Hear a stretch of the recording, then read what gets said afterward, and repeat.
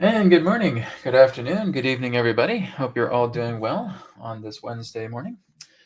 So, with today's broadcast, it is all about viewer topics. So, I'm just going to be taking semi personal or general questions altogether. I'm not taking any personal questions today. I'm leaving the personal questions to when Brian comes on with me monthly. So, should be on again in January. Again, I'm also offering private sessions. I'm also offering the Adronis Patreon as well too. Okay. So again, if you're new to the Adronis Patreon, you can sign up for a free 7-day trial. Okay, that will basically give you your first class. And I should mention that our next class isn't going to begin until January 5th. So I'm basically just taking some holidays with the Adronis Patreon right now. But I'm also doing what's known as the Adronis Answer video series. So throughout the week, I basically gather people's questions, bring Adronis in, and then he shares some insight on those questions. But again, our next class is going to start on January 5th after the holidays. So you can check that out, patreon.com/Adronis. And again, you can get your 7-day free trial with it. And of course, I have the Ancient Egypt Halls of Amenti tour, the Higher Self, the Akashic Records, and Star Ancestor Initiation. So this is happening November of 2025, specifically November 8th to the 16th. We're going to have a 9-day tour to Cairo, visit Abu Simbel, have a Nile cruise, see Luxor, and also going to have a private tour inside the Great Pyramid of Giza. This is extremely rare to have, especially with, of course, throughout this tour, having Adronis for company. I'm going to have a workshop as well, too. I'm going to be connecting directly with the star ancestors and giving a Halls of Amenti initiation with all of the participants on the tour, so that you can basically access the Halls of Amenti yourself, otherwise known as the Akashic Records or the subconscious field. So I'm looking forward to this. This is going to be really exciting. Like I said, I've been dreaming to go to Egypt for such a long time. So it is finally here, and I invite all of you to come with me. We are already halfway sold out of this tour. Okay, so basically, you just want to go to wildtours.de. You want to basically act fast. You want to order early because this is when the cheaper prices are happening, is when you order early. So that is wowtours.de. So you can check that out. Max is the event coordinator of this tour. So if you do have any questions for him, you can contact him through that website. All right, and we're just going to do a couple more announcements before we get started today.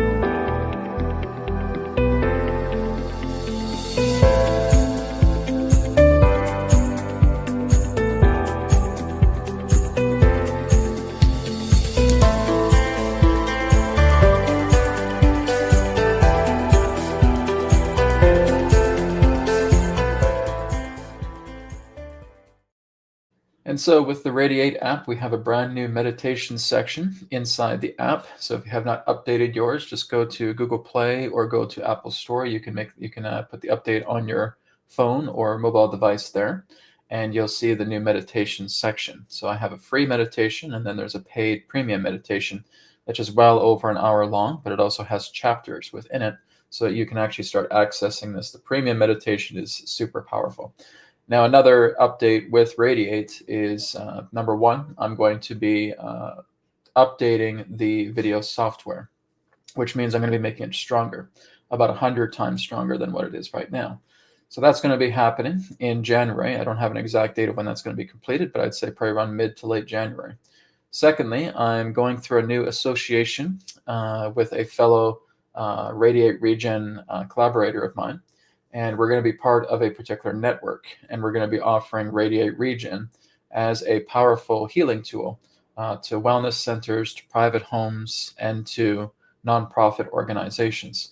So as that gets a little bit closer, I'll be talking a little bit more about that, but they are based in Ireland, and they have a network, and so I'm going to be creating some training courses and certification courses as well, too, with Radiate Regen. We are also getting some scientists involved pertaining to Radiate Regen, to actually doing scientific backing of how powerful Radiate Regen is, because I'm going to be upgrading Radiate Regen to make it even more powerful than the manifestation wheel.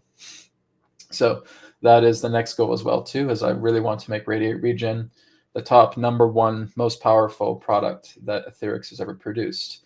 So I'm going to be doing a lot more upgrading. I'm going to be putting a lot more of the planetary energies in the radiate regen. I'm going to be putting more of the star constellation energies in the radiate regen. I'm going to be putting much more deeper frequencies that will help with the attunement of the organs through radiate regen. Okay, and the radiate free version and premium version is going to have some of those improvements as well too. Like I said, the goal for the mobile app and the browser app is to make it about 100 times stronger than it is right now. So I'm going to really be upgrading it to the maximum as much as I can. And radiate regen is basically going through a major overhaul. So there's going to be changes in the video software as well too. So that's going to be really exciting. So again, if you're curious, go to radiateapp.com, okay, just as you saw in the commercial there, and you can download Radiate for free. Okay, we have a free version. And then, of course, if you love it and you want to move up into the more powerful version, you can purchase the premium version through the app. And that is the same with the browser version. Okay, so the browser version, the website is radiate.online. So it's RAYD8.online. You can go there and you can just access the browser app right away. That's beneficial for like your desktop computer, your laptop, or even smart TVs that have internet capability. So that will work well. Okay, moving on. Private one-to-one sessions have returned with Brad Johnson and Adronis, with appointment times from 30, 45, and 60 minutes online. Offline sessions, including the 3 questions by email and distance healing, are now available. Book your session now through our website, wisdomtransmissions.com. And of course, the Akashic Record sessions have returned, but these are not like the old ones that I used to do. These are a lot more detailed. They have a lot more information in it because I'm actually working with a different array of tools to actually look into your Akashic Records. I just did my first session with the new and improved Akashic Records yesterday, and it was absolutely astounding. I was able to get the name of the person. I was able to get their age. I was able to get exactly what country they were living in. I was able to get more about the nature of their family, their relationship with their mother, their father, their siblings, the type of work that they were doing, the conditions of their organs, right? It was really vast. So this is what's great about the Akashic Record sessions. If for those of you who have had Akashic Record sessions with me before, you have not experienced these new ones. The new Akashic Record sessions blows those ones out of the water. So this one is even much more thoroughly detailed. And I'm basically just talking about the Akashic Record sessions by email. There's the Yoga Nidra regression, and Yoga Nidra may not be known to a lot of you, but really what it is you could say that that's ancient hypnosis, right? And it's much more robust, and it's more fluid, and it's more capable of any other particular type of hypnotic session on the internet. Simply because this has stood the test of time for many thousands of years with yogis in India. I have been trained in Yoga Nidra, and basically all I do is I connect with you online. I connect with you virtually. You do not have to be in person with me to have a Yoga Nidra hypnotic regression session or Akashic regression session. So that is available as well too, and we have 90-minute sessions there. And we can look into many different things. It's not just past life regression. It's looking into healing. It's looking into connecting with the higher self. It's exploring the Akashic Records. There are many capabilities with that. And then, of course, I have the deluxe version, which is just taking the email version to the next level, where I have a lot more information through the PDF reports that you'll be getting, doing multiple lifetimes with you, seeing, again, how they interconnect with your current lifetime, helping to discover certain traumas with you, talking to your higher self, working with your higher self, and helping to dissolve a lot of those particular traumas through these sessions as well. So the Akashic Record sessions are so vamped up. I would almost refer to them as version 2 of the Akashic Record sessions. So check that out. That is on wisdomtransmissions.com. Okay, on to our final announcement. Get readings with Brianne and be astonished at the depth and accuracy she provides for you through her tarot readings. Brianne can create crystal grids for distance healing, plus offer Reiki and Kundalini attunements. She is also a certified Flying Star Feng Shui consultant. Visit Brianne's website and book your session today at readingswithbrianne.com. All right, so I had a wonderful time with Brianne last week, her being on Wisdom Transmissions. We looked a lot more into the UAP phenomena, but I'm not looking into any particular topics today. I'm completely leaving it up to all of you. So speaking of that, we're going to go ahead and get into some questions. So again, guys, please remember, no personal questions, okay? Even if they're donation-based, I'm going to be ignoring them, okay? If you do have personal questions for me, you can always email me. Okay. But we're going to try and keep things semi-personal and general, because that's what I feel. Like I said, I want to try and get back to that and just helping a lot more people with the questions that people offer. Okay. All right, let's go ahead and get started. So we got 3 donation-based questions. Okay, so Len, I got your donation there. So I'm going to have to look for Len's question here. She's starting off. Okay, here we go. So here is Len's question. Hi, Adronis. Will we be able to chill with Jesus, Buddha, you, and the aliens after that singularity thing? No idea what that really means in 2038. Okay. Well, that's a cute question. Thank you for that. So I will go ahead and bring Adronis in, and he can talk a little bit more about this whole singularity thing, as it were, in regards to 2038. So one moment as I bring him in. Here we go.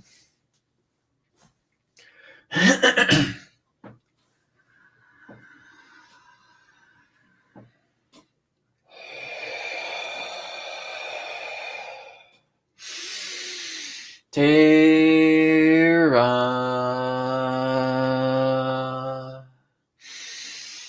Soul Star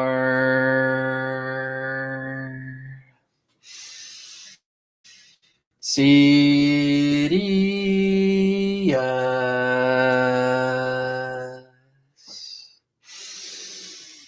Adronis.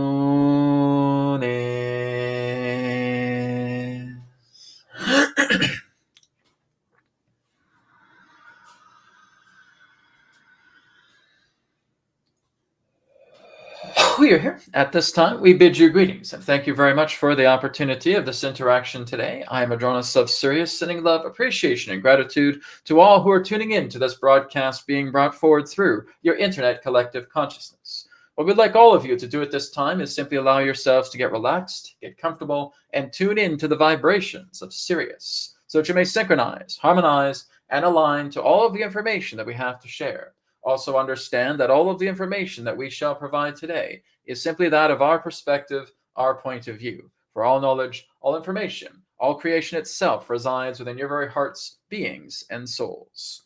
And so we thank the individual known as Len for your amusing question. Here's a question we have for you. Why don't you want to chill with us right now? Why don't you want to connect with your divine teachers who have helped to pave the way upon your planet right now? What's stopping you? Do you have an answer for us? Of course, we are not able to hear you through this physical means, but we would say that we acknowledge that you're looking a little bit more into 2038. That's really the nature of your question. But we're also adding that you have the capability to connect with us right now. You have the ability to connect with Yeshua, Jesus, Buddha, Mahavatar Babaji, Krishna, etc. All of these great masters are available to you now as long as you are able to tune into their wavelength. That doesn't change post 2038. Post 2038, that does not change. You have to understand that for you to actually connect with such beings that you have, in that sense, a great amount of love and respect and appreciation for, you have to be within their wavelength. If you're not in their wavelength, it does not matter if it's 2024 or 2038. If you're not in their wavelength, you don't connect with them. This is all like a radio. You're tuning the dial to tune into a particular frequency. We have a certain frequency that you can tune into. Many of your masters on your planet have specific wavelengths that you can tune into, and you're connecting with them all the time. We've spoken to many of you who have already not only connected with us outside of Brad's connection with us, but also with other masters.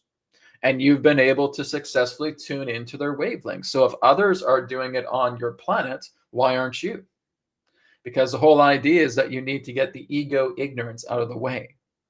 As that gets out of the way and love remains prominent, you're able to connect with any particular being you wish. It can be your mother, it can be your father, but it's connecting to them on a much more deeper heart level, rather than what you see here in regards to the physical. It's looking into one's own heart. It's feeling their heartbeat. It's tuning into their rhythm. It's connecting to that vibrational frequency. As we have always stated, all of you can connect with us at any particular time.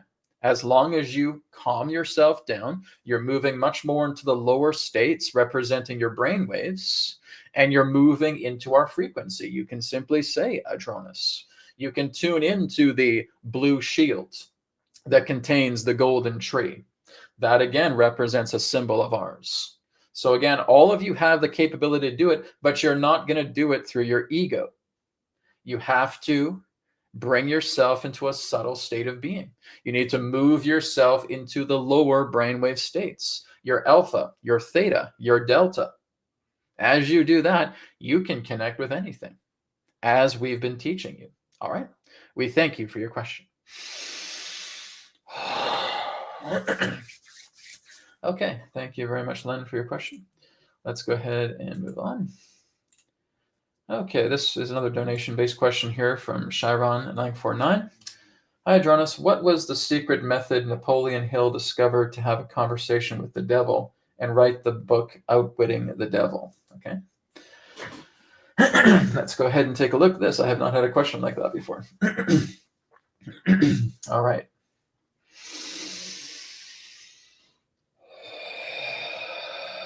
We thank you very much for your question. If we are to look into what you are sharing, believing that there is a certain method to the devil is your own ego. The devil is not a physical person. All right. That's the first thing that you have to understand. The devil is not physical. The devil represents an influence. Now, we are not really going to comment on the method that this particular person used because we don't recommend his method. The method that we would recommend is that you're going to the higher self first to talk to anything, which means you are learning to connect to the higher self first and foremost. We have taught people how to do this. So we would not agree with the method that is contained inside that book. So that's why we're not going to really elaborate on it. We're going to talk to you much more about going to the higher source. You see, there is an actor on your planet who basically portrayed the role of Jesus Christ. His name is Jim Caviezel. And he spoke quite thoroughly to a reporter about how he was able to connect as Jesus. He went to God to play Jesus. And he also offered recommendations to other actors that does not matter who you portray, does not matter who you decide to play, even if it's the devil. I will go to God to play the devil. You see? This is exactly what we're saying too. Very similar to what Jim Caviezel has actually taught, because in his ways, it's much more of the wiser way than what this Napoleon Hill actually did. You cannot outwit the devil. Outwitting the devil is you just basically trying to outwit your own ego. And basically, it doesn't involve outwitting. It involves dissolving. So this is why we would say go to the higher self first. And again, as we talked about with the previous questioner, about being able to go into the low idle states, because this is how it's done. You're working with the alpha, you're working with the theta, you're working with the delta, you're getting yourself into that subtle state of being, and you're connecting directly to the higher self. You're seeing yourself, your own body, your own physicality as that bridge. And the higher self can come through the body.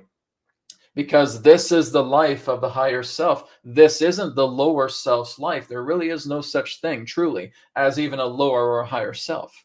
We call it a higher self so that you understand a convenience of what we're sharing. But there really is no such thing as a lower and a higher self altogether.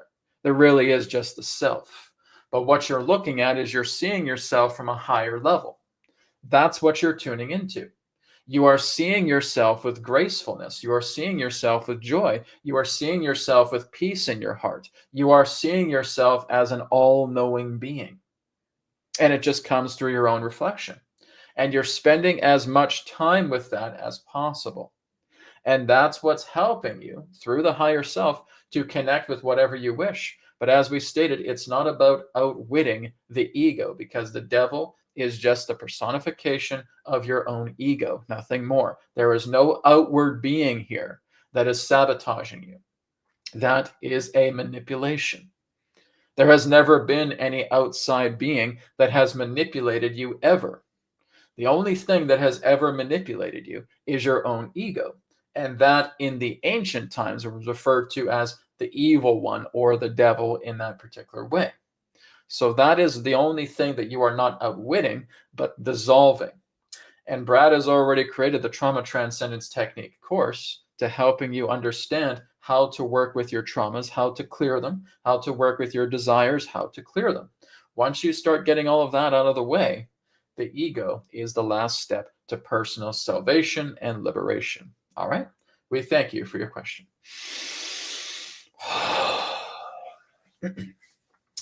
Okay, Sharon, thank you for your question.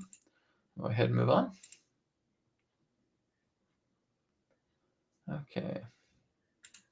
This one here is from Thomas. Thomas says, hey, Brad, can you please look into Cardano ADA crypto? I actually did put a small investment in that myself, so we'll take a look at that. But again, guys, I'm pretty sure the situation still remains the same from what Adronis has shared about crypto. In case any of you have missed it, Adronis did a transmission a few weeks back where he talked about the heightening of crypto. And he says a lot of that is not really going to get into the heights that will basically be something prominent until about 2026 to 2028.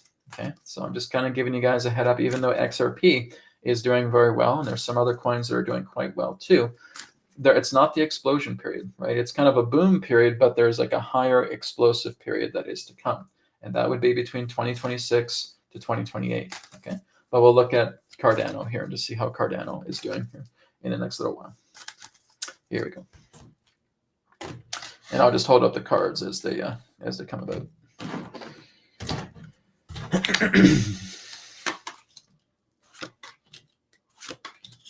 Yeah, it's kind of like what I've expected. It's good. It has kind of a good shining light to it. Okay. So it's still attempting to find it's still kind of finding its rhythm in that way. But Cardano is kind of like a stable coin, right? So I feel like it's still trying to find its rhythm. It's still trying to, fit itself in place of where it needs to be. It feels like it'll have some good ups, but again, it can also have some downs as well. It's moving forward in the right direction. I feel like this is something that is going to usher in a very, very stable aspect of crypto and monetary gain. But we just need time for it to grow, right? And this is the near future card, okay? It's going to grow. It's going to continue to get good. But I don't see, again, those huge explosions like I'm talking about. So that is really the case, I'd say, with pretty much all crypto right now, other than, say, Bitcoin and Ethereum, because they've been established for a very long time. They'll continue to move upwards because they already have a very high value, such as an example of those two coins.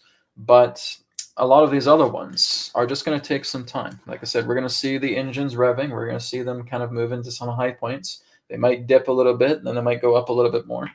But like I said, their high explosion period is not till between 2026 and 2028. I'm seeing that much more apparent now more than ever. Okay, so Thomas, it's promising. It's good. It's going to have a little bit more lift, but it's not going to be a massive explosion coin, not till around that time frame. Okay, thank you very much. Okay, let's go to Demi here. Demi says, what are your thoughts about people who are ground crew? Your body is on a ship. Consciousness is in human form on Earth. What are your views on this? Well, I've talked about this quite a bit, Demi, but if you're new here, welcome, but I think I've talked to you before. I've already talked about this quite a bit, quite extensively, is that you could say, two different types of administrations, right? You have the behind the scenes administration where they're basically working, behind the scenes. They're working more with the earth. They're working more on connecting with people on a soul level, right? On a mental level. And then you have the people that are volunteering to go down to the planet, okay? And this just represents a specific type of people. Not everybody on this planet is here to do that, okay? It's a certain type of administration. And these ground crew members have experience going to the earth and offering support and offering help. You have to kind of look at the ground crew as a proverbial shoulder to cry on, okay? They are here to work together with the people. They are here to help people. They are often healers. They are often counselors. They're often into health and wellness. They will do things that will try and uplift the energies of the planet, right? That's what we call the ground crew quite commonly. I've talked about this for years. This is going back even when I was first starting to cut my teeth with all of this back in 2009. I was talking about this. I was talking about the ground crew, and I was talking about the administration crew. Behind the scenes, they are working together with the ground crew, and then the ground crew is working together with the people that are just caught up in cobwebs here, right? And they're caught up in the cobwebs of the ego. They're caught up in the cobwebs pertaining to dramas, the traumas, to desires, to reactions. This is all the stuff. This is, again, why, guys, why I've looked at trauma transcendence technique has been 16 years in the making, right? Because I've created different incarnations, earlier versions of similar healing. And this one is just more robust and more put together, and it culminates a lot of those particular techniques together. But that's what the ground crew is here to do. We're basically helping people to untie themselves from the cobwebs that they have put themselves in. So many people like to point a finger and think it's somebody else's fault. It's not. It's not anybody else's fault, right? We're ignorant of what we do, right? And of course, we have empathy for that person. But this is not because of a certain person. This is not because of government and all that stuff, right? This is based on how we see the world, how we perceive it, how we perceive it, how we see it, and therefore we get ourselves into these ruts that take place. So again, the earth crew or the ground crew is here because they have experience of this. They've worked with thousands of people. They've gone to different worlds. They've moved into different dimensions. They've done all this before. And Earth is a very heavy load because there's not enough workers for the people that are suffering, right? This is why I have to do this in kind of group capacity, because there are thousands of people that want to come to me, and I'm one person, right? So this is why I'm doing sessions, because it enables me to focus and work with one person at a time. And when I'm working with other people, it also gives me other ideas, and I start developing new projects, and I start developing new courses, whatever it may be, that's helping a lot of the people. But I know that a lot of people, primarily, particularly with people who are the ground crew, want to have that personal interaction with a teacher, right? They want to have that personal interaction with a healer. They want to have that personal interaction with a guide. And it's very thankful that we have the internet in this particular type of way, where we can share ourselves across platforms and talk to each other in this way. So that's important. So to me, I hope I've answered your question. Ground crew are really here to work together with the people, and the administrators are really here to work together with the ground crew, keeping them stable, helping them out. But they're also working together with the earth, and they're working with a lot of other behind the scene situations too.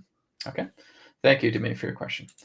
All right. So those are all the donation-based questions for now. So I will go up to the top of the chat and we'll go through the list. All right. Okay, Mahesh here has a science question. Hi, Brad and Adronis. What are the natural sources of oxygen and nitrogen that make up the bulk of the gases found in our troposphere? The sun. The sun is a responsibility for that, because everything is primarily hydrogen. Okay, so Mahesh, when you're looking at the entire universe, you're really looking at hydrogen.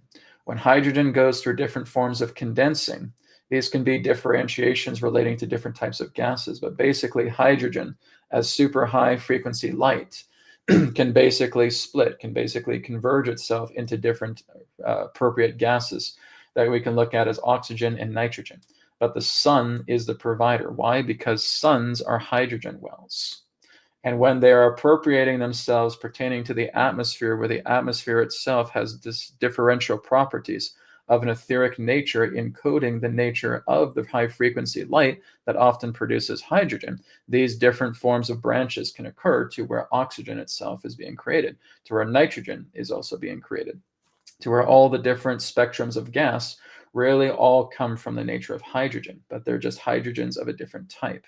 And this is what we would call oxygen. This is what we call nitrogen. These are called all these different forms of gases. Hydrogen is the primordial that represents the super high frequency light, right? And this is also coming from a fellow named Ken Wheeler, right? And I've been able to tune in exactly what he's saying. So I get what he's saying. I get that idea. It's the Theoria hypothesis on YouTube, right? I've always had great respect for Ken Wheeler with a lot of what he's been able to discover. But when you start looking at it yourself, because I don't think he's talked about this pertaining to the differentiations of gases, this is just what's coming through me, is that it all starts from hydrogen. Hydrogen is like the king. Hydrogen is like the sovereign. And then you have different variations in regards to that high frequency light that come in different forms that are being shared catalytically through the atmosphere, that are generating different forms of gas variations that enable the fluctuation of life itself to spawn on this planet, working with oxygen-based life forms, carbon-based life forms, so forth. It's all just representing synthesis of light. And the atmosphere helps with that. The atmosphere is really the transmuter that enables the creation, the crystallization, the gaseous nature of everything that represents life here on this planet to happen. It's all coming through the sun, and it's all coming through that catalytic nature pertaining to the atmosphere in regards to its etheric qualities, which science still has to explore. We still don't even know what the atmosphere is, whether you call it the troposphere, whether you call it the stratosphere, whether you call it the atmosphere. Nonetheless, this again represents the different bands of magnetism that operate on such a higher level that we still don't understand it, because a lot more of its nature is etheric and vibrational in quality, rather than the idea of anything physical that you can try to put in a test tube. Okay, so Mahesh, I hope that answers your question. It all comes down to hydrogen being the primordial of it. Okay, thank you. Okay, we got some other questions here, and there's one from Asim. So for some reason, Asim, your donation did not show up in the donation column. That's a little bit weird. Okay, but I got you here now, so let's see. So Asim says, Adronis, what's your perspective on the drones in New Jersey? Oh, I had a feeling someone's going to ask this question. It was only a matter of time. Okay, yes, Adronis will talk a little bit more about the drones in New Jersey. One moment.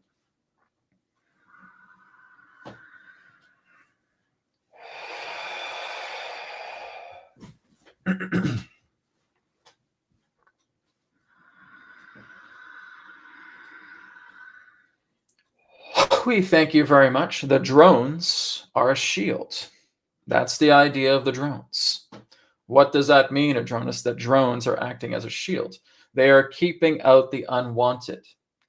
They are basically, in that sense, performing particular agendas in place to clean out the corrupt of your planet. This is happening not just in New Jersey, but all over the world. This whole drone agenda that you call it really doesn't just function together with the nature of drones. It is a multi-task force operation, which means it operates both on-world and off-world. This is a joint operation. This is what we have spoken to you many times about the idea of multi-task forces coming together. And it is a cleaning of house. Primarily what Brad has shared about that is quite accurate, but there is an extraterrestrial presence to it. All right. This is also representing a cleaning of house of those who are not indigenous to your planet that have had agendas to be vacated from the planet. So there are a multitude of different variations relating to these operations. This operation is not really singular, other than saying they're cleaning the corrupt out of the planet. That's really what's happening. But this is also a prelude to, in that sense, initiating a greater influence pertaining to extraterrestrial contact, extraterrestrial presence. We're not saying it's going to lead to first contact, but it is certainly going to lead to a lot more speculations. Many of you will see what you term as orbs in the sky just above or beyond these particular drone units. These are what we would refer to as the arcs, as we have talked about before. They are spherical in nature, and that is the, shall we say, autonomous connection of vessels that are overseeing this particular operation. So the primordial aspect in regards to this operation is actually extraterrestrial in nature. The drones are working together much with many of your governments. They're basically being deployed in that way. But there's much more of a higher force, as we would say, that is taking place. We really cannot tell you so much at this time pertaining to what is actually going on, other than the idea that there is reconnaissance, other than the idea that there is, as Brad has shared, manhunts going on, as we would also share that there are extractions being taken upon your place, upon your planet, in certain places. And there are also, in that sense, installations that are being dismantled, taken down. There are also, again, criminal cartels being taken down. These are multitudes of different operations. It cannot be summarized in one sentence. There are many things that are transpiring pertaining to these drones. One may ask, well, Jonas, why now? Because this is the window of opportunity that is needed for this operation to succeed. Is it going to be permanent? Are we going to be seeing drones in the sky all the time? Not really, but it will be a little bit longer because, again, there is an operation taking place here all over the world. This will take some time, but it's not going to be, as you would say, a permanent thing. But everything that's happening right now has been something that has been staged and planned and preconceived for a very, very long time. And now the window is open, and they are working together through this window of opportunity, acting as this shield, acting as a buffer. This is why they're primarily coming out at night, because during daytime, everything being visible, there's really no need. But again, you're looking at many different forms of vessels that are a part of this. It's not just one type. It's not just drones. There are also drop ships. Ships in that sense that are also deploying a lot of this technology. Drop ships in that sense that are working together with other different forms of craft that you would have no public awareness of unless you're doing a lot more deeper research. And then again, you have the illuminating orbs, or again, as we refer to as the arcs. These particular arc craft that we're referring to have the ability to shift timelines when they are basically in a state of convergence. We do not feel like there is a time or a need to do that just yet, but should the need call for it, there may be different shifting in timelines taking place through the means of the coordinated arc craft or sphere vessels that do have the power to do this. Think of the nature of sphere beings. Those are the arcs. All right. We thank you very much for your question. Okay. So if we remember exactly what Corey Good used to talk about a lot pertaining to the sphere beings, Adronis never really referred to them as sphere beings. He referred to them as arcs. But he was actually saying that there was a lot of accuracy pertaining to that. Corey Good has certainly been a very controversial and shady character.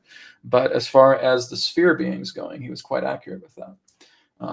But again, Adronis never calls them that. He calls them the arcs. So that is exactly what's there's so much. It's a very complicated situation.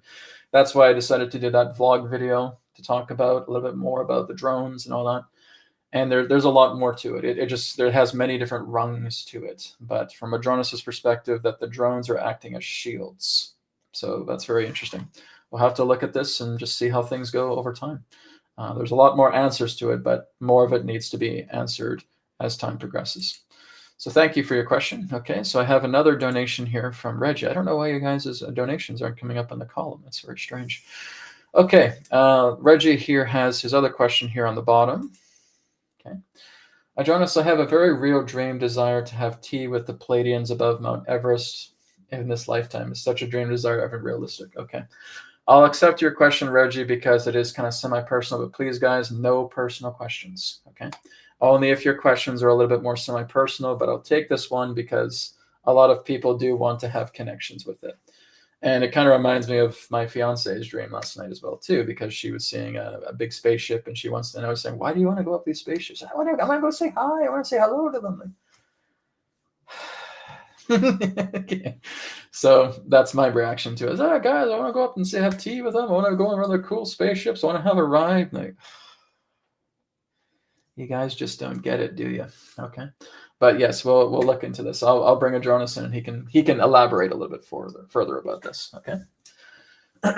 Okay. So a dream or a desire. One moment.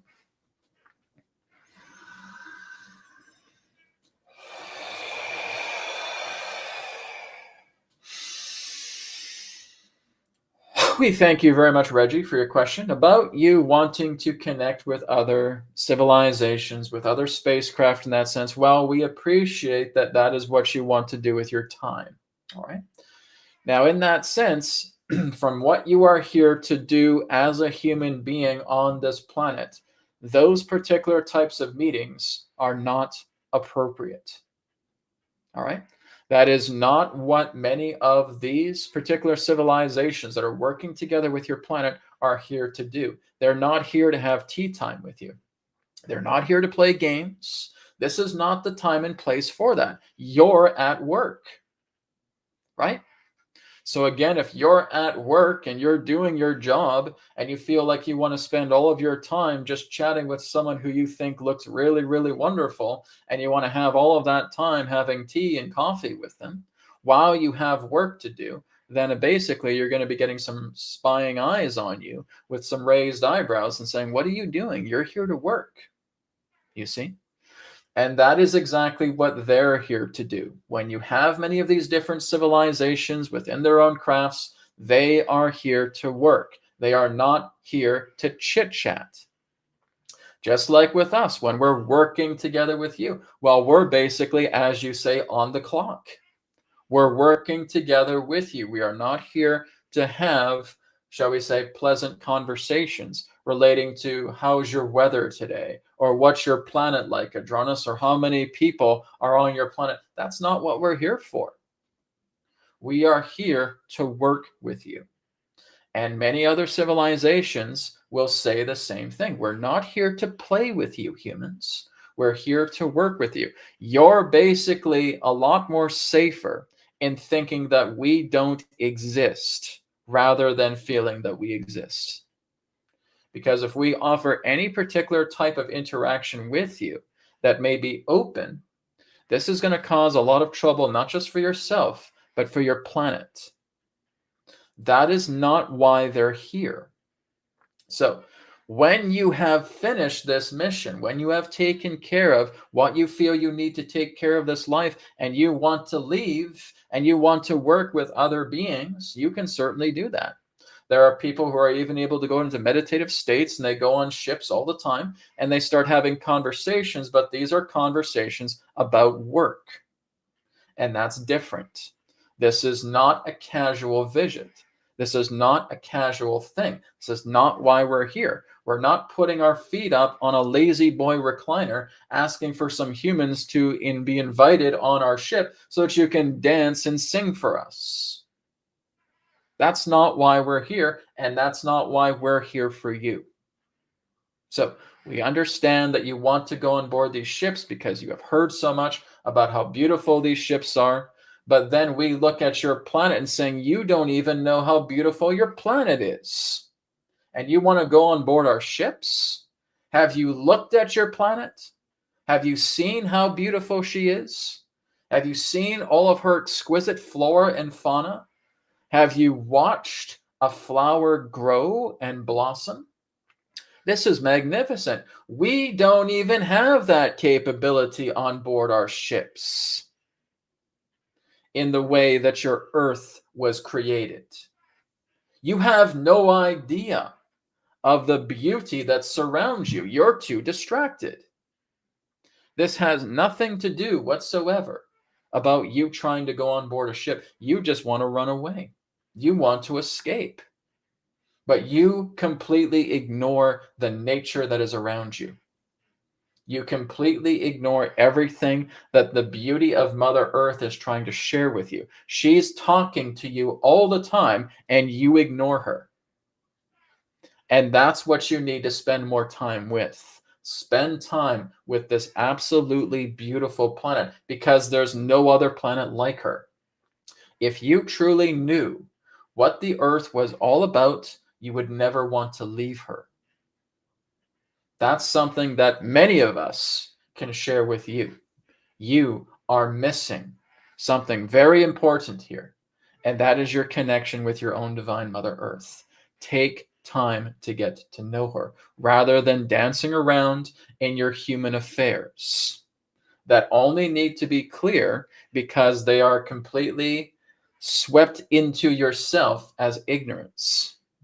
Look into what the earth has to offer you. She is here for you. She will provide everything for you if you let her.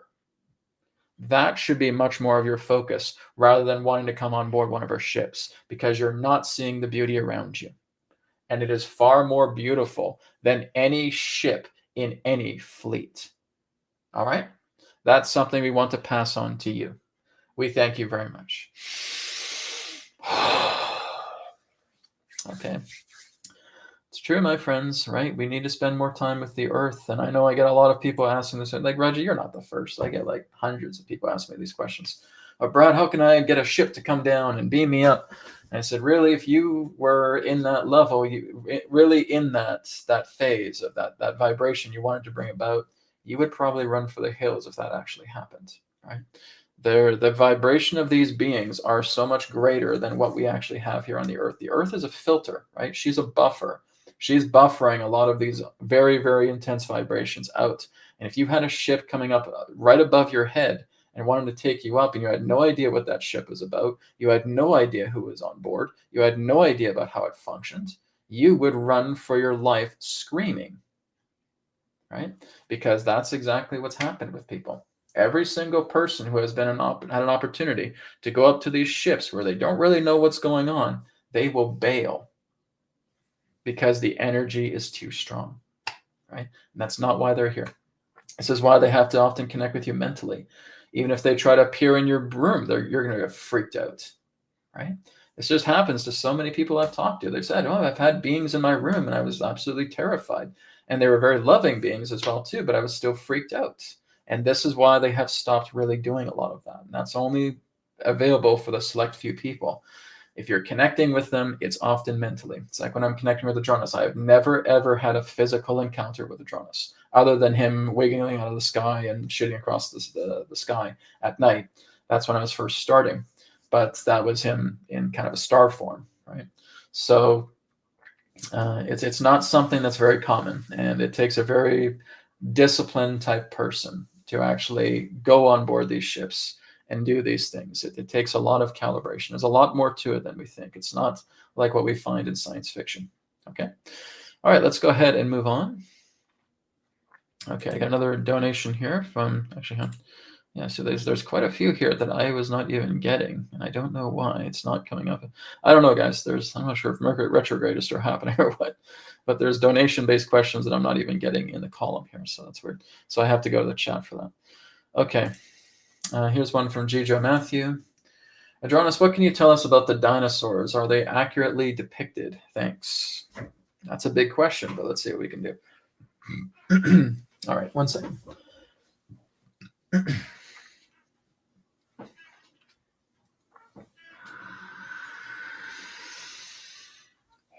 We thank you very much for your question about dinosaurs. Well, understand that there are many other different types of dinosaurs that you have not even been revealed to know that they exist yet. There are dinosaurs in that sense that are quite colossal, but many of them are actually found within your oceans, dinosaurs in that way. And many of these in that sense could also be seen as leviathans. But the ones that you would consider to be the land animals of dinosaurs in that sense, well, there are quite a few, but their depictions, no, are not quite accurate at all. So basically, in that sense, they will try to graft skin and they will try to find, in that sense, an aesthetic that represents a pleasurable looking idea of a dinosaur, but they have no idea of the nature of their behavior. Many of them will think that if it's carnivorous, it's wreaking havoc, it's storming through the jungle, it's attacking things. No. That is not accurate whatsoever. That's like looking at your own lions and believing that the lions were so ferocious that if any particular animal just came up to them, they would start tearing them apart. That's not accurate either. It's like looking at your alligators and your crocodiles and thinking that they were just wreaking havoc. Absolutely not. The dinosaurs did not wreak havoc. They maintained a balance and equilibrium with your planet like any other animal. It is not very much in that, which means you could go right up to a T-Rex and the T-Rex would really just look at you and then start walking away. Well, Adronis, that's not how it was in Jurassic Park. As soon as the humans got involved, there's the T-Rex, they got to run for their lives. No. Now, again, it's not to say the T-Rex would not attack if provoked or if hungry. But if neither of those factors exist, the T-Rex would simply look at you and walk away. So this is what we're talking about. It is not accurate because humanity still doesn't understand the pattern of nature. And until they do, will they actually find much more of the truth relating to the dinosaurs? Because the dinosaurs, yes, they have been on your planet for millions of years, but their presence on your planet has happened in the hundreds of years ago, not the millions. So they have been around. In fact, you do have ancient depictions, often in China, of human beings riding dinosaurs that go back just several hundred years. So the dinosaurs, in regards to their nature, some of them are few and far in between, but some of them are still around. In fact, you may find some of them quite commonly in areas of Africa, specifically the Congo. All right. We thank you for your question.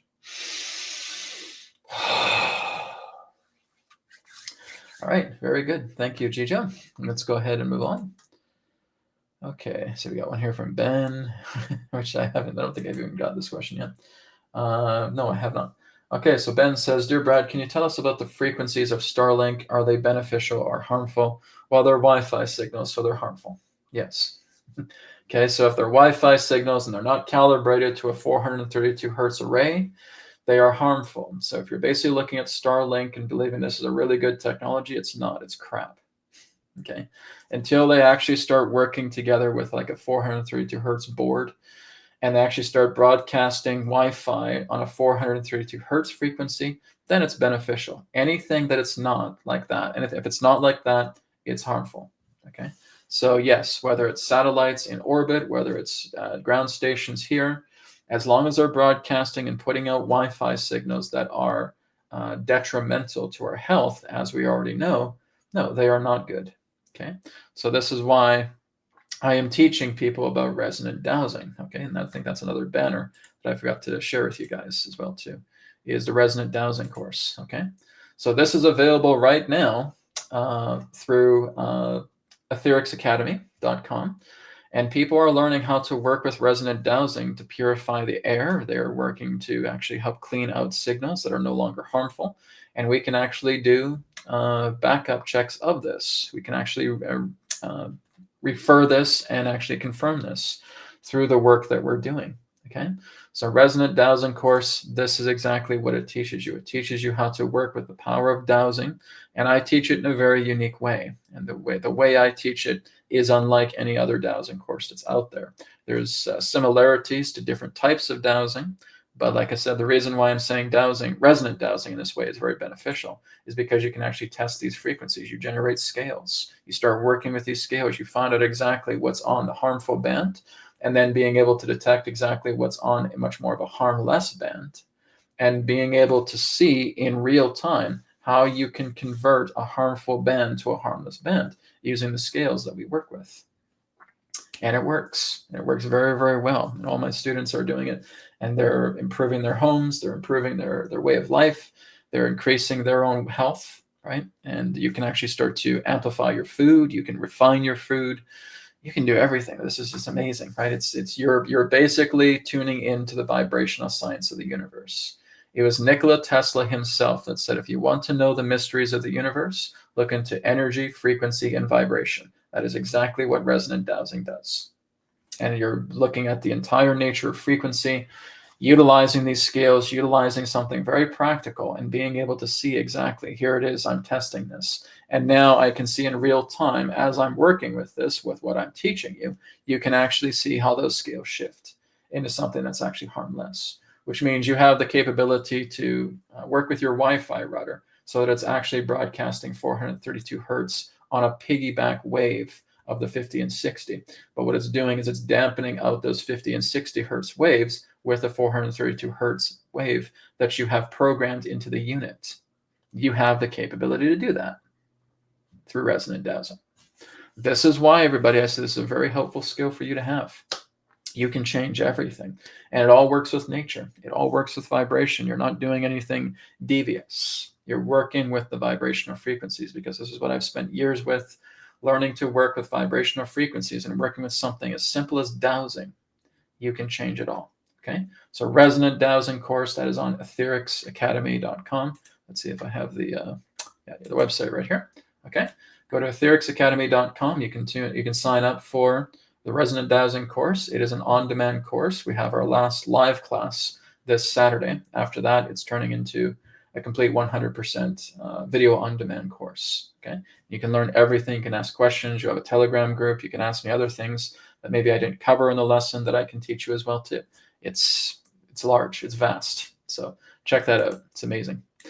Okay, let's go ahead and move on. We got a lot of donations today. It's really great, guys. Thank you for that.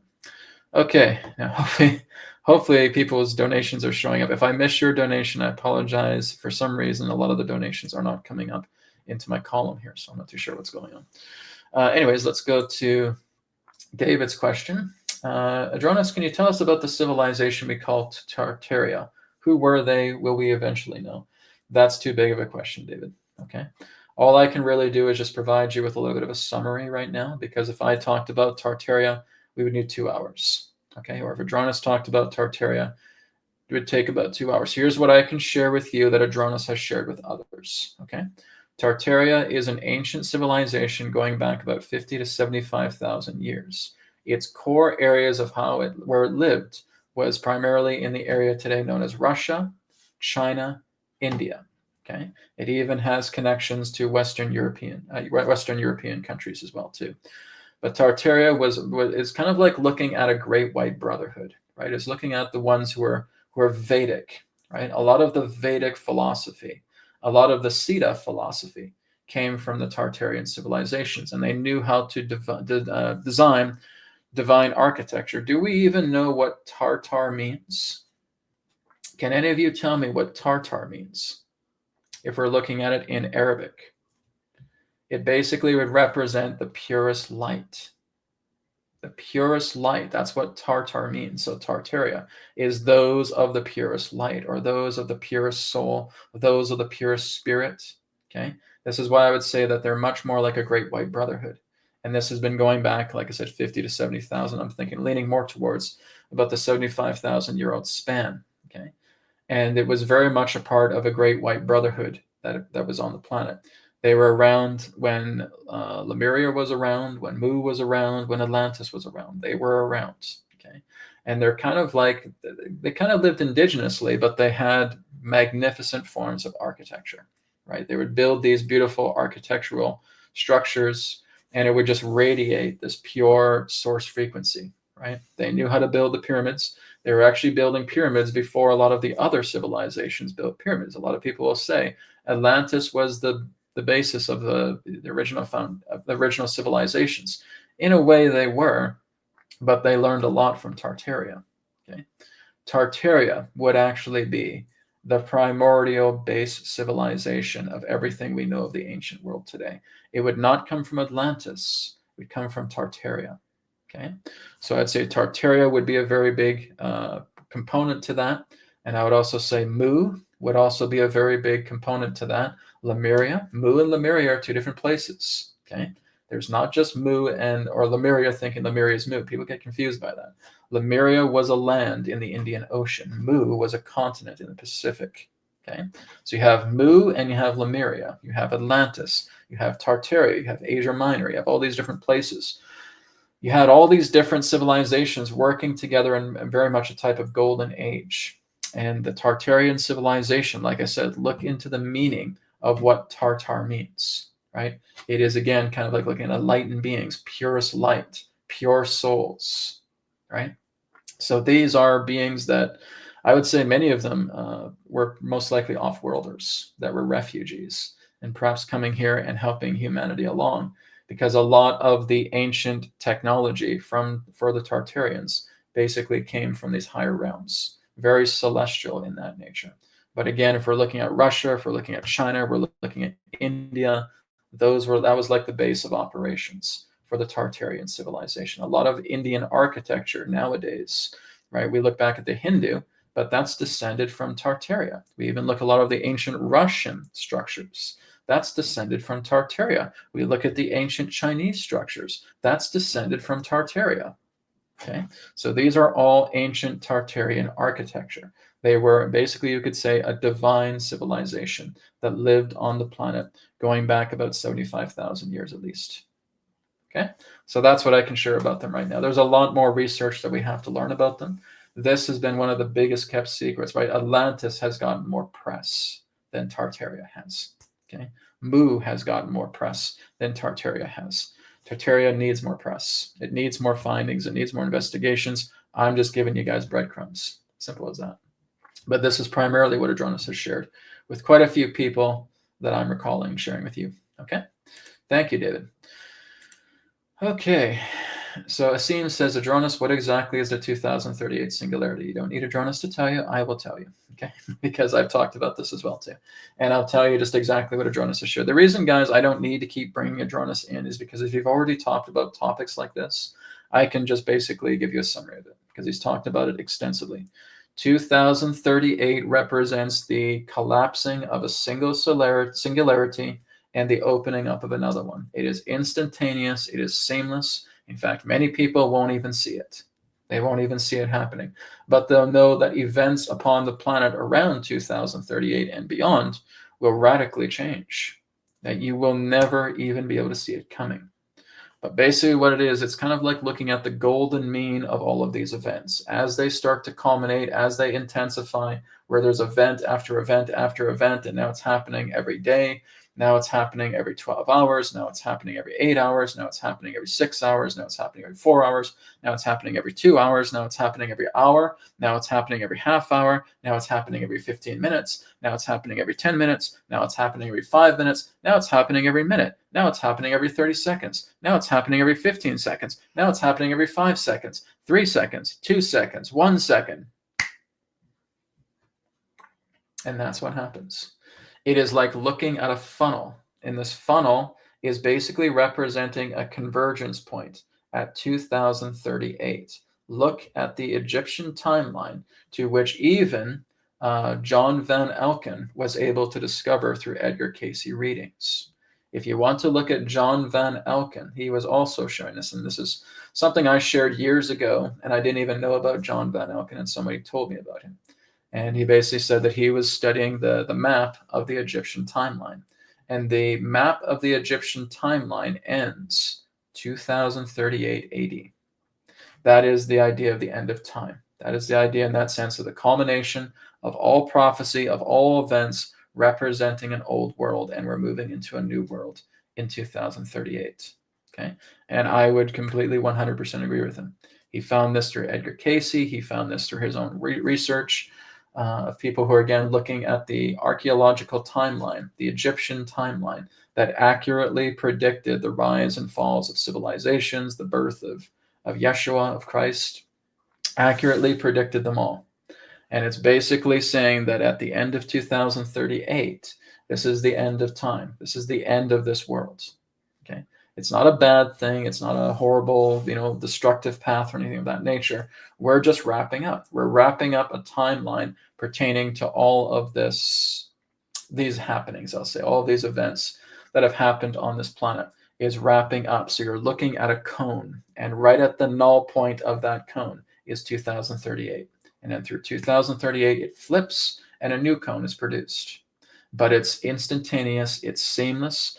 Majority of the planet won't even know that anything's happened until they start looking at how events are now just starting to wrap up so quickly. They wrap up, they're all done. Oh, I wonder what happened there.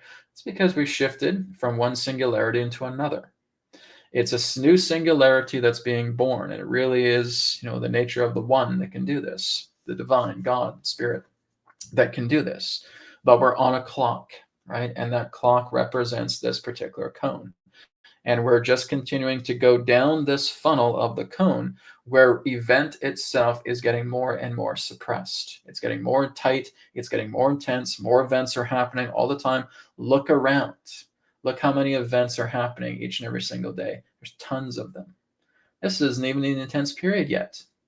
It is going to get so intense where there's events, again, happening by the hour, by the minute, by the second, where it just suddenly stops.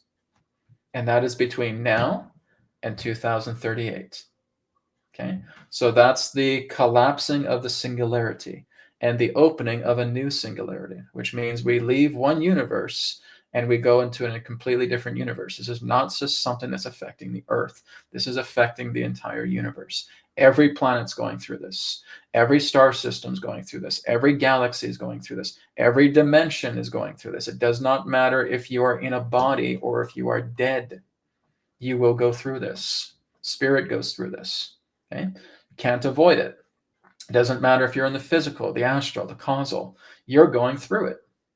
So again, everything that makes up this architecture of the universe, like a cone, like a hyperboloid, like an hourglass, I think is the best way to put it. And we're going through the null point, and then we're coming out to the other end of the hourglass. The other end of the hourglass is post 2038. Okay, this is what I've gotten. This is what I've received.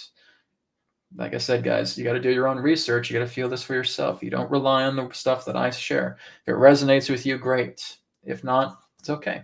Go look into yourself, see what you find. Right?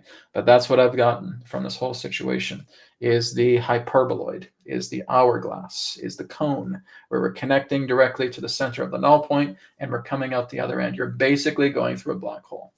It's a black hole in that sense, although it's not a very accurate description, but it's the best we can do. You're basically going through a universal black hole that cannot be avoided. You're being completely drawn into it, and you're being pushed out the other end. That's all that happens when you go through a black hole, by the way.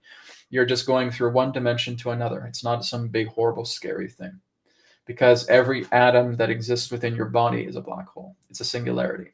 Okay, so that's 2038. Okay, thank you, Asim, for your question. Okay, this one here is Raven's Wing 33. Thank you for your donation. Hi, Brad Johnson. Will the Gateway Experience CIA declassified files help us communicate? I can't really read this. Okay, communicate with Mother Earth and animals. You don't need it. Okay, now if it helps you, yes. And basically what Raven's Wing is talking about is the hemisync, right? So the Gateway Experience, the hemisync. I've used it. Honestly, guys, hemisync hasn't really done anything for me. It doesn't do anything to me. But I've enjoyed it. I mean, I enjoy the entire meditative experiences, but it has done nothing for me, really. But for some people, it does a lot of things, right? And it basically can help to open you up. I've opened myself up in different ways. But hemisync hasn't been one of those things. Solfeggio frequencies were more about things that were opening me up. I would say solfeggio frequencies opened me up a lot more than hemisync did. Okay. So I would work with the solfeggio frequencies, and I have one on my website, solfeggiotones.com, right? That's still up. And those are the exact tones I've used during my earlier days. And people will go in front like, oh my God, solfeggio. Guys, just because it works for me doesn't mean it's going to work for you, okay? Maybe it does, right? Like I said, hemisync did not work for me, but I know people to where it has greatly helped them, right? But what I'm saying is you don't need that to connect with Mother Earth and animals. It's your own intent, right? Like I said, guys, all it takes is your breath. Every single one of you breathe. And as long as you're breathing and you're working together with that disciplined form of breathing, working with different types of pranayama, like I've talked about, heart rate variability, Rachaka breath, alternate nostril breathing, okay?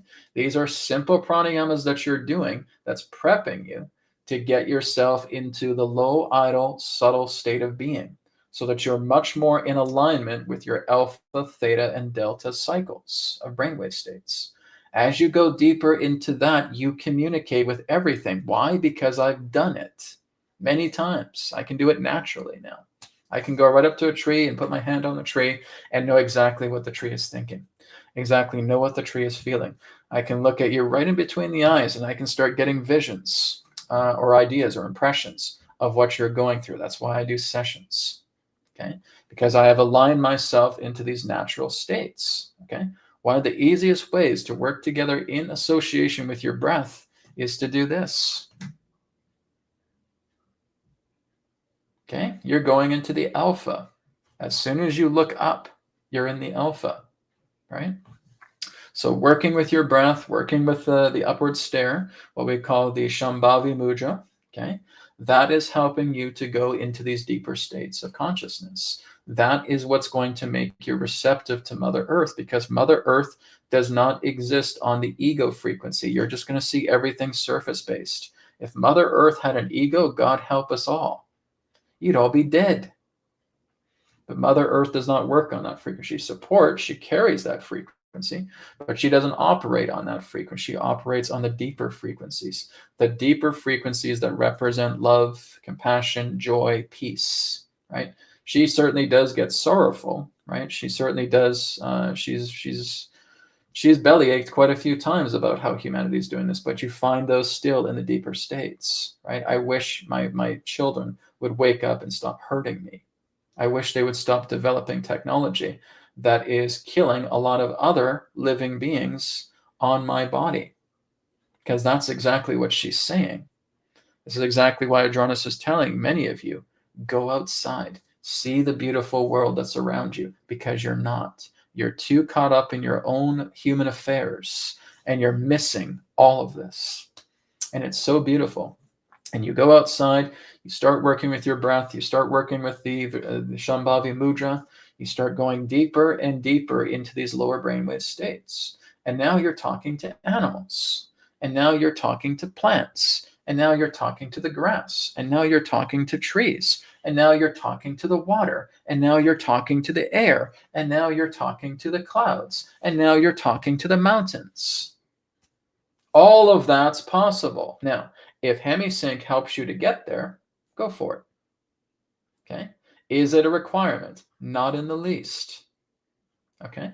But it's a scientific technology, and I know it helps quite a lot of people. Doesn't help me, but it helps a lot of other people, and it's great, right? It is based on scientific research. It's based upon the binaural beats. It's based upon, again, aligning the hemispheres of the brain, and it helps. Okay? It is a tool like anything else. It is not a necessity. The necessity is your own breath. The necessity is your livingness. That's the necessity. Okay? So I hope I answered that question. Thank you very much. Okay, guys, we're almost out of time. So I'm going to see if I can take a couple more questions here. And then we're going to wrap up. I'm just going to make sure I got all of the donation-based questions before anyone yells at me.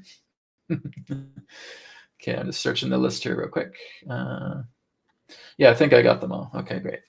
So, okay, here's one from T. French. T. French says, hey, Adronis, can you give us an update on the Inner Earth Council and their part in disclosures? Now, here's an FYI for all of you. A couple years ago, I did what was known as empathic interfacing and connecting with a woman known as Athena from the Delphi. I'm going to see if I can bring her back in January. Okay, so we're going to have maybe a special empathic interfacing live where I will see if I can talk to Athena again, and then she can give us an update from her perspective as well too, as I've done that before. It's been a couple of years since I've done that, but that's the goal. Anyways, so T. French, yes, I will get Adronis, and this will be our final question for the interaction today, okay? If we can give us an update on the Inner Earth Council and their part in disclosures. Okay, one moment.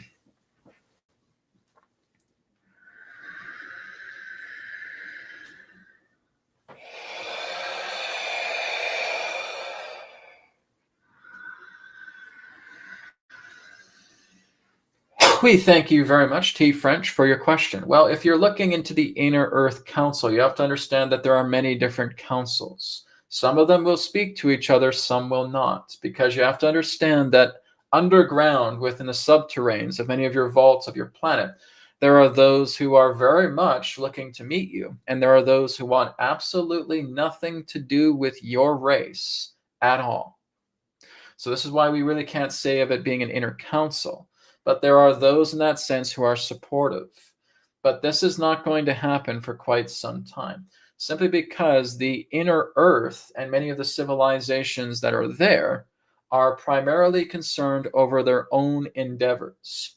Now, they will work together in certain capacities with certain liaisons with your government to let them know exactly what's going on in the internal affairs of the earth, or even internal, shall we say, activity that's taking place on your earth. Now, again, we know many of you want us to share in saying that, yes, the inner earth civilizations are going to come out. Yes, they're going to move to the surface. Yes, they're going to invite humans in, and you're all going to be one big happy family. No. All right. This will happen in small doses appropriately over the years. Humanity is not there. You're just not there. You're panicking over so many things that are happening here on the surface. You have your own affairs to take care of. When we're looking at the inner Earth civilizations, may they be playing a part in regards to a lot of the cleanup that's happening right now? Most definitely they are, yes. Because again, it's their world too. But it's a world in which humanity is not a part of. Not yet. There will be times where there will be those in that sense who will also function as liaisons among your public that will get a little bit more information of opportunities for human beings to actually venture into the inner Earth and be invited into some of these particular areas. The Delphi are one of these particular civilizations to which whom Brad has connected with.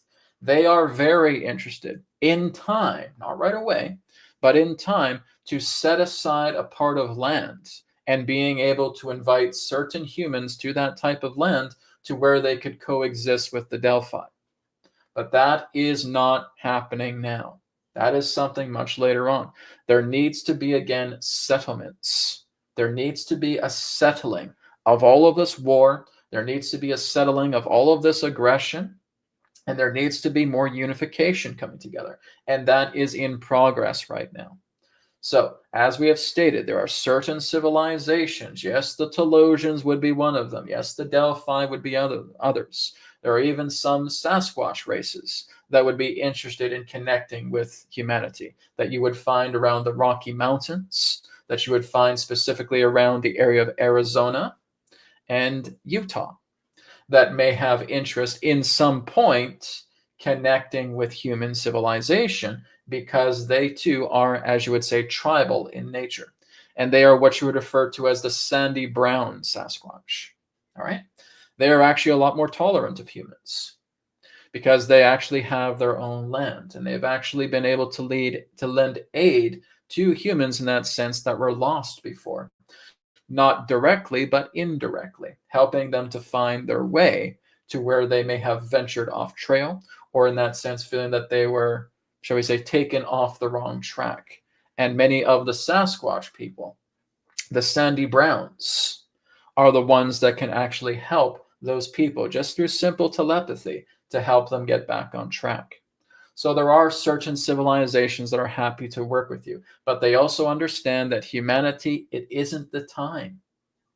You are going through a very major shift right now. You're in an in-between state right now. You aren't even really able to put your feet solidly on the ground and say, okay, this is what we want. This is what we're going to develop. This is what we're going to create. No, where you are is saying, how am I going to survive another day? Can I pay for groceries? Can I pay for my rent? What about my family? What about my friends? You're basically in the midst of chaos right now. This is not the time for that. Once you get your feet firmly planted, and you will get your feet firmly planted, then this is something that we can look into. But right now, it's not the time. You need to get yourselves together. You need to start working together. You need to start developing yourselves as a race that does not rely so much on their governments. You need to work together as communities. You need to start feeding each other. You need to start housing each other. You need to start working together rather than having all of this selfishness. That needs to change. So there's a lot of things that need to change on your planet because your 2 feet are not firmly placed on the ground. And that's a requirement. You need to have solid ground here. You need to be present. You need to develop yourself. You need to help your own people. As you start to work with your own people, this is therefore being seen. This is being realized. Inner Earth civilizations are seeing it, yes. Your star family is seeing it, yes. Beings in the in-betweens are seeing it, yes. And now that's a different story because humanity is growing up. You're still basically being looked at as children across the cosmos. We love the children, but you're still children. And we're letting yourself grow up into adults because you're not there yet. Both of your feet need to be planted on the soil. You need to start working together with each other. If there's tough times, open your homes to each other. If there's tough times, share food with each other. If there's tough times, share resources with each other. Create cooperative neighborhoods. Create community gatherings. Let people help another rather than hoarding, because that is just telling us that there's still a lot of ego and ignorance in the way. Why aren't they opening up their homes? Why aren't people helping others? Why is there so much hoarding? I got all this food. I don't want to share it with anybody. Why? I got this home. I got space to help others, but I'm not going to share it. It's just for my family. Why? These are the things we're talking about. If times are tough financially, come together as a community. Work together as a people. When you start doing that, this is what's opening up the invitation for greater expansion that, yes, can lead to inner Earth civilization connection, star family connection, and so forth. Star family are not going to come down here on this planet face to face with all of you to say that they want to form an alliance with you when you're still in the in-between. It's not going to happen. All right? This is exactly why we say the drones are shields. All right? We thank you very much for your question. We thank you all for the opportunity of the interaction today. I am Adronis of Sirius, and we now return to the conduit. Goodbye for now. Okay. Thank you, Adronis. Thank you, everybody, for all of your questions. I really appreciate it. And we're going to wrap up for today. Now, next week, let me just go to my calendar here. Next week is the 25th, this Wednesday. So the next webcast is going to be on the Friday next week, not Wednesday. Okay. So on Friday, December 27th, will be the next Wisdom Transmissions webcast. I'm going to be busy Christmas Day. So on the 27th, I'll be back for another webcast. All right. Looking forward to it. Great questions today, everybody. Really appreciate it. And I look forward to seeing you next time. Take care, guys. Blessings to you all. Namaskar, and may be well with you. Bye for now.